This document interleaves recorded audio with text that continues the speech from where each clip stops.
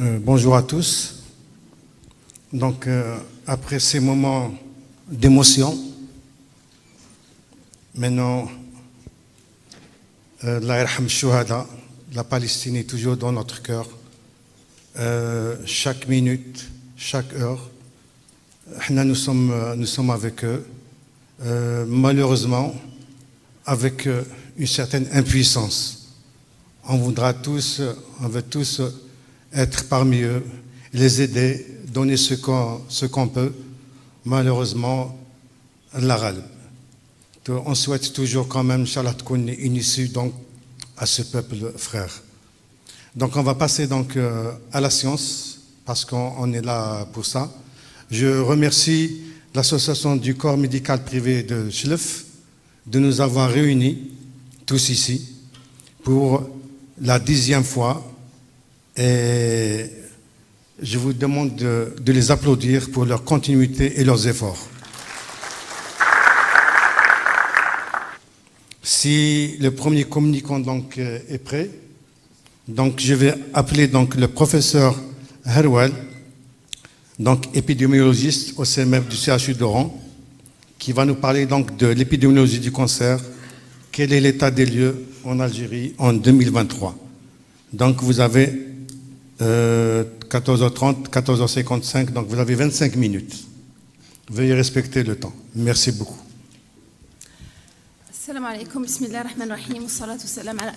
Juste avant de commencer, donc on demande la lumière, éteignez la lumière et surtout éteignez votre téléphone pour ne pas déranger donc le communicant. Merci beaucoup. Très heureuse d'être aujourd'hui parmi vous, très émue d'après ce que nous venons de voir. Donc d'abord, je tiens à remercier les organisateurs de m'avoir permis d'être là aujourd'hui à Chlef. C'est ma première visite donc, à cette wilaya. Alors j'ai été chargée de vous présenter, de vous parler un petit peu des cancers, quel est l'état des lieux en 2023. Mais avant de parler de 2023, d'abord, parlons de ce qui se passe dans le monde. Est-ce qu'on peut dire que le cancer, c'est une épidémie ou carrément on est une pandémie? Je doute fort qu'il y ait un continent qui est épargné, puisque selon le Globocan 2020, 20 millions de personnes, 20 millions de nouveaux cas de cancer ont été enregistrés, avec une répartition qui varie d'un pays à un autre. Qu'en est-il de la mortalité? En 2020, nous avons donc déploré 10 millions de décès. Et vous allez remarquer que ces décès, bien sûr, sont plus marqués dans les pays en voie de développement que dans les pays développés.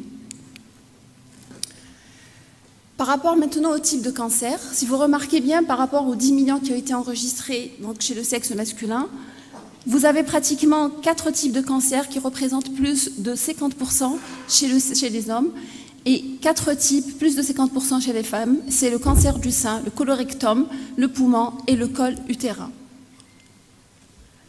Maintenant, en termes de mortalité, donc, on a enregistré 5 millions de décès chez le sexe masculin, 4 millions chez le sexe féminin. Bien sûr, les cancers les plus meurtriers restent le cancer du poumon chez les hommes et le cancer du sein et poumon chez la femme. Alors, quelles sont les projections?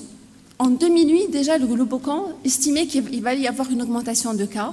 Et en 2030, on allait avoir aux alentours de 20 millions de nouveaux cas. Je crois que le compte y est, puisque en 2020, nous avons quand même atteint les 20 millions de nouveaux cas. Cependant, est-ce que ça va cesser? Ben non. Le cancer va encore augmenter et on va passer de 2020, donc on était à 19 millions, on attend en 2040 à 28 millions de nouveaux cas. Cependant, si vous regardez bien ce graphe, l'augmentation la plus importante, plus de 95% des cas, c'est bien sûr au niveau des pays à indice de développement humain faible. Alors maintenant, qu'en est-il en Algérie? D'abord, il faut savoir que, un petit rappel historique, les premiers cas ont été enregistrés, donc le premier registre qui a vu naissance, c'était le registre des cancers digestifs dans la wilaya d'Alger. Par la suite, il y a eu le registre au niveau de la wilaya de Sétif, et puis le troisième registre, c'était au niveau de la wilaya d'Oran. En 2014, le registre des cancers a été institutionnalisé en Algérie. Alors, je voudrais juste vous rappeler comment que ça marche, parce que c'est très important de comprendre, c'est pour ça qu'on ne peut pas avoir les données de 2023. Bien sûr, les registres, ils reposent sur la volonté. Donc, c'est une recherche active de tout cas qui est enregistrée, bien sûr, après codé, analysé, et puis la production des cas. Donc, on s'attend à avoir toujours un décalage de 2 ans pour avoir les données. Alors, bien sûr, grâce à ça, nous avons quand même pu avoir produire ce qu'on appelle les rapports des registres des cancers au niveau de chaque région. Excusez-moi.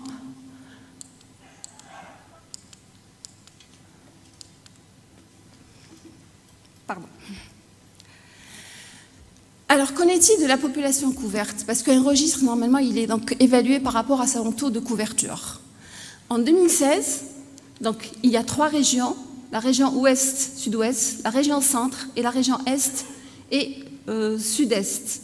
Donc, en 2016, nous avons eu quand même 90,6% de registres validés. Donc, c'est ce qui a été édité en 2018.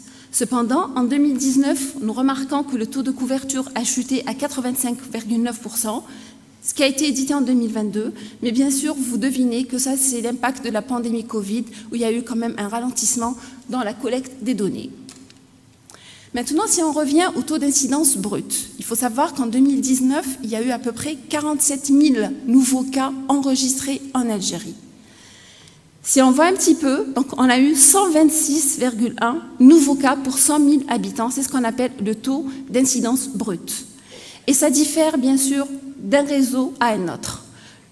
Le taux le plus élevé a été enregistré au réseau centre, donc avec 145 cas, le réseau est 142 cas et le réseau ouest 75,9% des cas.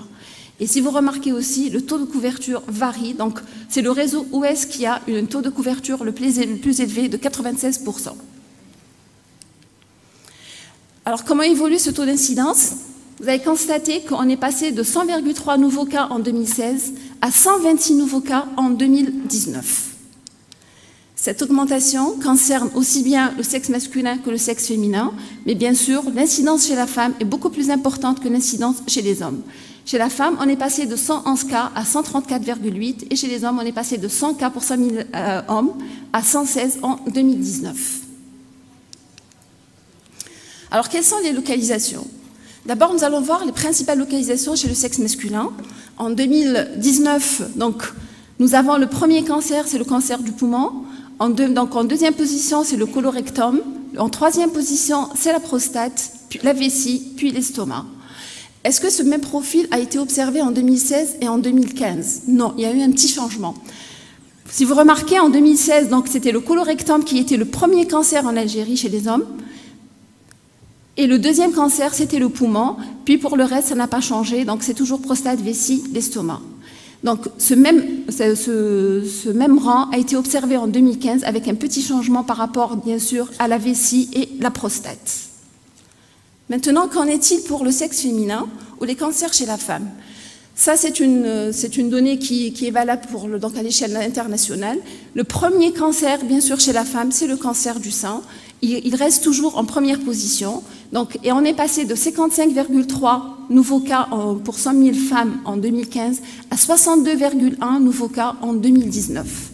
Le deuxième côlon, donc le deuxième cancer, c'est le cancer colorectum, suivi par la thyroïde, puis le col de l'utérus. Cependant, la seule différence en 2019, c'est que l'estomac n'est plus dans le top 5, mais c'est beaucoup plus, c'est l'ovaire qui apparaît. Par contre, en 2015 et en 2016, il n'y a pas vraiment de changement par rapport aux principales localisations chez la femme.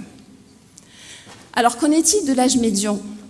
Si vous remarquez, chez l'homme, pratiquement, donc c'est au-delà de 60 ans. Cependant, pour le colorectum, c'est à partir de 57 ans. Quand on regarde l'âge médian chez la femme, nous avons donc bien sûr 2 cancers qui concernent la femme jeune. Donc un âge médian, donc ça sous-entend que nous avons autant de femmes qui sont âgées de moins de 47 ans et autant de femmes âgées de plus de 47 ans. Et là, vous remarquez que c'est le sein, 47 ans, la thyroïde, 42 ans.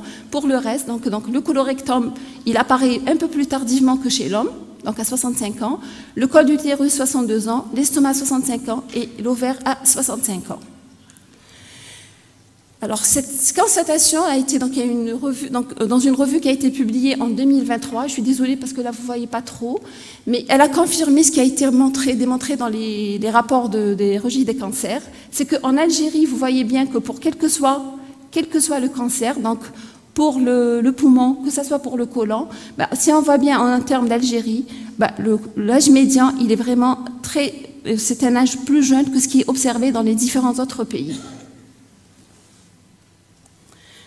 De même, pour le cancer féminin, donc le cancer du sein. Et on voit bien qu'ici en Algérie, c'est 47 ans, contrairement aux autres pays où ça dépasse les 60 ans. Le seul cancer où l'âge médian rejoint un petit peu ce qui s'observe ailleurs, c'est pour le cancer de la prostate chez l'homme.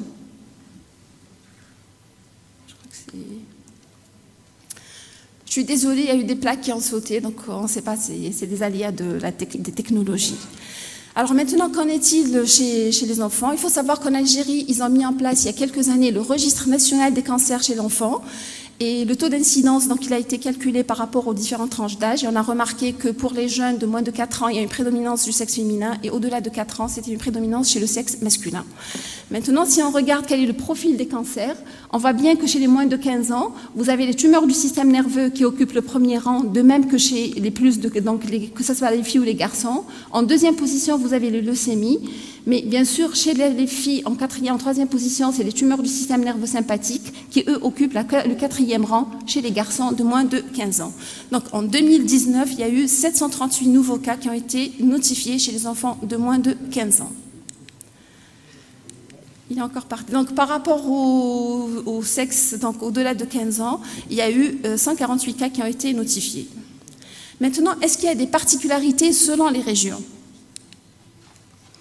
Là encore, je ne sais pas ce qui s'est passé. Bon. Alors, si on regarde d'abord la répartition nationale, le RAC national, qu'est-ce qu'il dit? Donc, bien sûr, c'est le poumon, colorectum, prostate, vessie, estomac.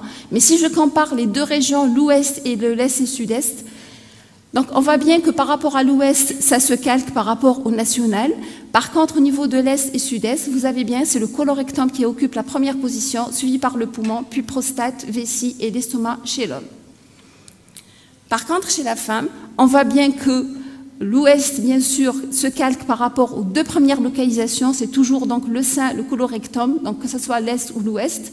Mais par rapport donc à la troisième position, on voit bien que la thyroïde occupe la troisième position par rapport à l'est, mais le col de l'utérus arrive en troisième position dans la région ouest. Alors là, c'est une petite comparaison entre deux registres de deux grandes wilayas, donc la wilaya d'Alger, qui a le registre d'Alger, et le registre d'Oran. Donc la particularité, c'est qu'ils ont édité l'année 2020 dans les deux régions.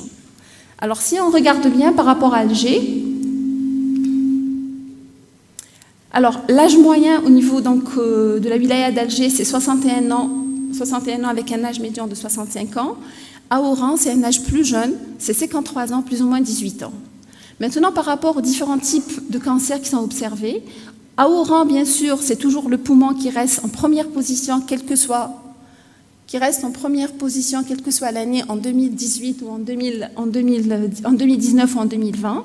Par contre, au niveau de la région, donc au niveau d'Alger, c'est le cancer de la prostate qui était en première position, donc en 2019, laisse la place au colorectum qui arrive en première position.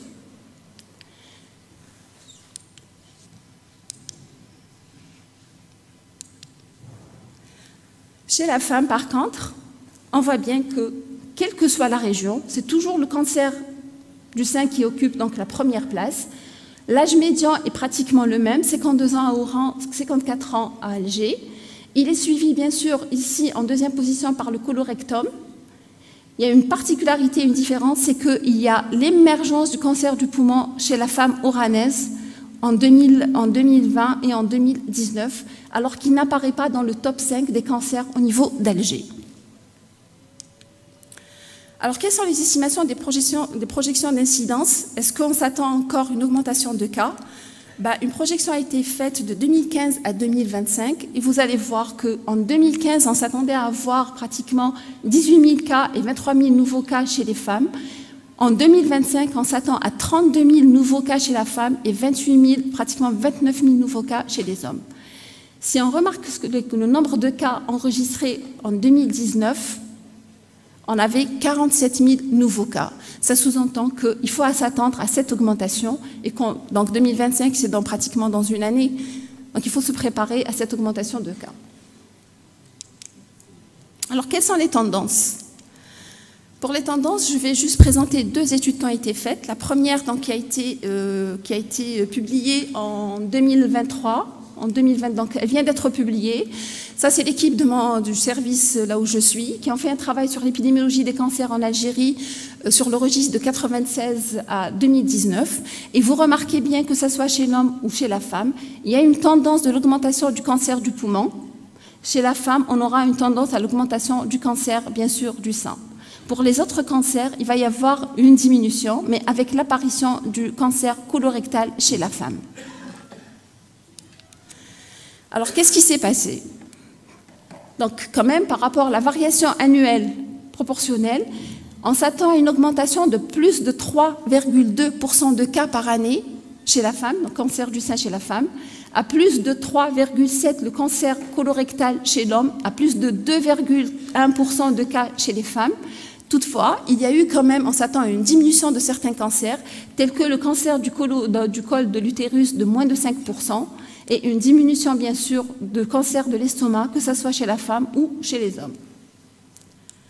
La même étude a été faite par le professeur Hamdi Cherif, donc c'est lui le fondateur du registre du cancer au niveau de la wilaya de Sétif, et on voit bien que cette augmentation, que ce soit chez l'homme, elle va concerner pratiquement tous les cancers, sauf l'estomac. Et bien sûr, chez la femme, il y aura aussi cette augmentation, que ce soit pour le colorectum, pour la thyroïde, sauf pour l'estomac et pour le col de l'utérus, où on s'attend à une diminution des cas. Bien sûr, pour le col de l'utérus, il faut souligner que l'Algérie a mis en place depuis quand même plus d'une vingtaine d'années un programme national de lutte contre le cancer, où le frottis maintenant se fait de façon systématique chez la femme à partir d'un certain âge. Alors, qu'en est-il de la survie? C'est vrai, avec les nouvelles technologies, maintenant, on peut parler de guérison quand il s'agit du cancer du sein lorsqu'il est diagnostiqué à un stade précoce. Il faut savoir que l'Algérie a participé à l'étude Concorde, qui a réuni quand même, l'étude Concorde, elle a concerné 322 registres de la population dans 71 pays. L'Algérie a participé avec 3 registres, le registre de Sétif, Annaba et de Tlemcen. Bien sûr, cette étude a concerné les 18 types de cancers. Parmi ces cancers-là, vous voyez que c'est l'œsophage, l'estomac, le côlon, rectum, le poumon, le sein, le col de l'utérus, l'ovaire et la prostate. Ça sous-entend les cancers les plus fréquemment rencontrés dans notre population. Et là aussi, si vous remarquez la survie, quand même, l'Algérie qui est en... Voilà. Donc, on a quand même un taux de survie par rapport au côlon qui dépasse les 70%. Et pour le cancer du sein, qui dépasse aussi, qui avoisine les 90%. Il faut souligner que la survie dépendra de d'autres facteurs, notamment, bien sûr, du stade de diagnostic. Alors, que faut-il faire en termes de prévention? Vous savez pertinemment que le cancer est multifactoriel. Il y a certains facteurs qui sont modifiables et d'autres non. Mais ce qui est modifiable, c'est bien sûr ce qui est lié à notre mode de vie. En 2014-2019, on a mis en place le premier plan national de lutte contre le cancer, où on avait identifié 19 objectifs, 60 actions et 239 mesures qui devaient être prises. Le premier point, c'était la prévention contre les facteurs de risque, et là, on avait identifié la lutte contre le tabac, puisque le cancer du poumon est dans 80% attribuable au tabac. Le deuxième point, c'était d'améliorer le dépistage de certains cancers. Rappelez-vous, parmi les cancers les plus fréquemment rencontrés, cancer colorectal, cancer du sein, cancer de la prostate, 3 cancers qui peuvent être dépistés. Et enfin, qu'il fallait renforcer la formation et la recherche sur les cancers afin de diminuer cette incidence. Alors, pour conclure, je dirais qu'il y a un impact de la pandémie Covid. Il y aura cet impact, et on va le sentir dans 2-3 ans, par rapport au stade de diagnostic des cancers, par rapport à la qualité des registres des cancers. Est-ce que l'incidence attendue sera la même observée en 2022? On ne sait pas. Est-ce que le profil épidémiologique au niveau des différentes régions, d'ailleurs vous avez vu qu'il y avait des particularités, et je crois que la recherche doit être orientée en fonction du profil épidémiologique. Je me pose la question, quelle est la place des programmes de dépistage? Parce qu'à ce jour, nous n'avons pas un programme national de dépistage du cancer du sein, ni du colorectum, ni de la prostate. Donc on a des campagnes de dépistage. Et qu'en est-il de la lutte contre les facteurs de risque? Parce qu'il ne faut pas oublier que nous avons identifié ces facteurs de risque. Un programme national de lutte contre les maladies non transmissibles où les facteurs de risque tels que le tabac, la sédentarité et le régime alimentaire déséquilibré ont été identifiés afin de lutter contre d'autres maladies telles que les maladies cardiovasculaires, etc. Donc il existe, mais qu'en est-il de son application? Voilà. Et je conclurai par vous dire que le nombre de cancers que nous observerons dans 20 ans se décide aujourd'hui à travers nos choix individuels et collectifs que nous faisons. Je vous remercie pour votre attention.